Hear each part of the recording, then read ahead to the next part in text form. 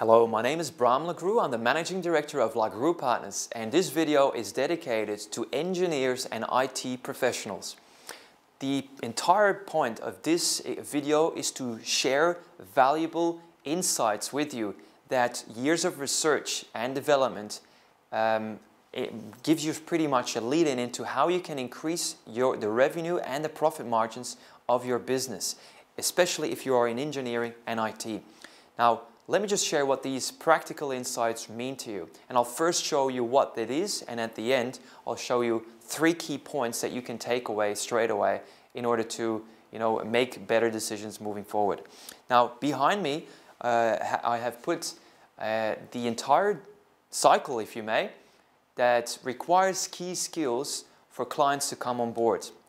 So there's certain skills, 7 of them, all the way from prospecting to closing, that are required to drum up business and increase revenue and profit.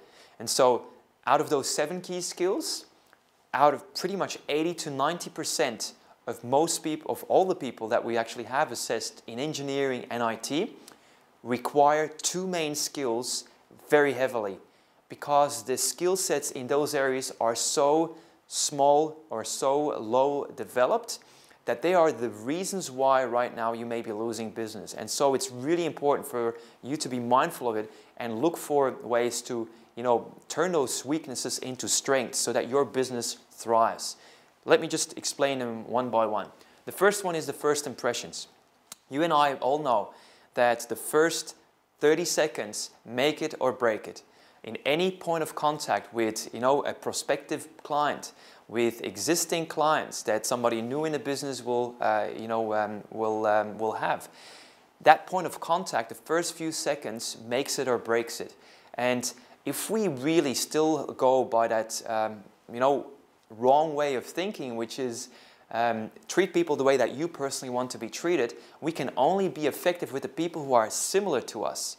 And I'll show you in a moment the numbers, how that really stacks up. When you look at the numbers of the general population, it's actually very scary and very matter of fact when you look at it, how much business we sometimes lose because we haven't really taken these very important matters into consideration. So the first impression is everything. I'll come back to that in a moment. The second thing is the closing bit. We know that engineers and IT people are very savvy information people. They love their facts and figures, they love details, they like to get things right, they like process that is replicatable and the likes. The challenge is though that they are coming from a perception that where they think that if only they give the information to the client will think about it and sleep over it and then come back to them. And that's where already one mistake is being made.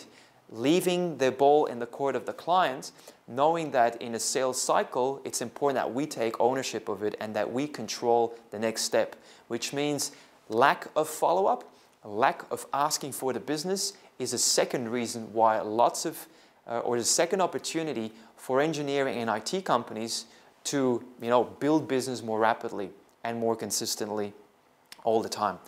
So those are the 2 key skills. Let's now have a look at the general population and the effectiveness degrees that we have when we know which type of style that we have in communication. Now, this is pretty much based on the DISC terminology. There's certain tools in the marketplace that, for example, our company provides to our clients to instantly assess people's thinking styles. Now, in your business, you and your team and all of your engineers and IT people, they all have either 1 or 2 and sometimes 3 or 4 dominant styles. But most of the people, they have 1 or 2. Now what that means is, let's say engineers particularly have a high correlation with C, or the blue quadrant, which means 25% of the general population is in that very style.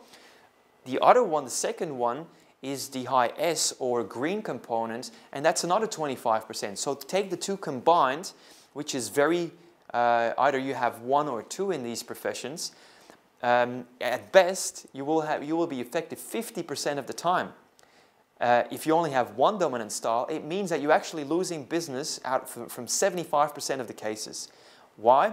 just because of the numbers stacking up in your disadvantage. Unless you have found ways to become more flexible, more creative, more adaptable to the situation and ensure that you make people feel comfortable because you treat them the way that they want to be treated. And this is what everything is about. Again, it's a point of much more discussion and a lot of training and coaching, but this is really the big picture that you need to keep in mind to make some good decisions moving forward. Just behind me now is a simulation. A simulation, when you take those two key skills that we've identified, and again, it doesn't mean that it's only those skills, but those are the skills that keep standing out. Across the board of engineers and IT people, those were two key skills that really need some serious development. Now, if we only look at those two, to make it easy, and we know that the dual style is 50% effectiveness, it means that out of every 10 people that may have a need that you can solve, every 10 people that you get exposed to with a dual communication style, you will be only effective with 5 people out of those 10. If you only have one dominant style that you are natural at, it means that you will only be effective with 2.5 out of those people. So those numbers instantly drop. Now, if you already have lost quite a bit along the way, even though there may be genuine opportunities to do business, it means that you either lost 50% or already 75% just because of the first impression. So getting those right is the #1 thing to do. As soon as you then look at the other key skill, the closing, from whatever was left for the dual style being 5 out of 10, if you have then poor closing techniques, you will easily, again, chop that by half once again. So from 5 you go down to 2.5, and from 2.5 you go down to 1.25 or less, which is the reason why your tenders, your quotes, and your proposals have such a low take-up.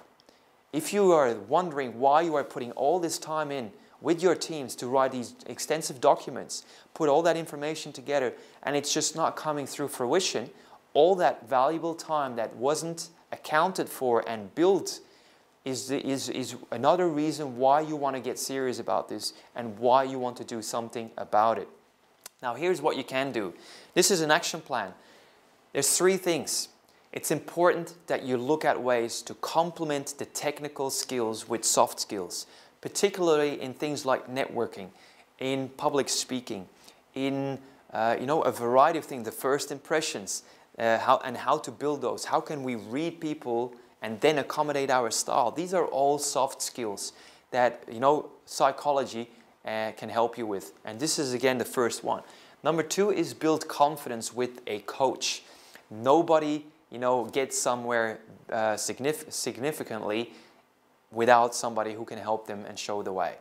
Somebody who's trustworthy, who is dependable, somebody who you can actually enjoy working with, and most importantly, somebody who is already at a much higher level of competence in key areas that you want to improve on.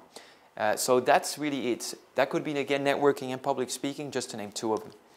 #3 and last is learn how to ask for the business in a variety of ways and get it. #3, so important that you just don't present things, but you actually ask it creatively and professionally in a way that helps people to feel comfortable about saying, yes, we'll go ahead, and yes, let's do it. Very important that you do this well. And again, this requires a bit of learning on how to do so. I hope this video was informative. I appreciate the opportunity to talk to you about your needs, and it would be a very sincere pleasure to work with you in the near future. My name is Bram. Wish you a great day. Bye-bye.